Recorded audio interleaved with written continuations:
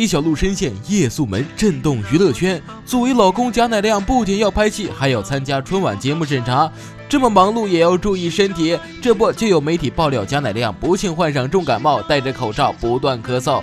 去参加春晚节目审查的路上，服食液体药剂，助理还拎着一大袋其他药。他们一行人还到央视大楼附近的小饭店吃饭，6个人一共才吃200块。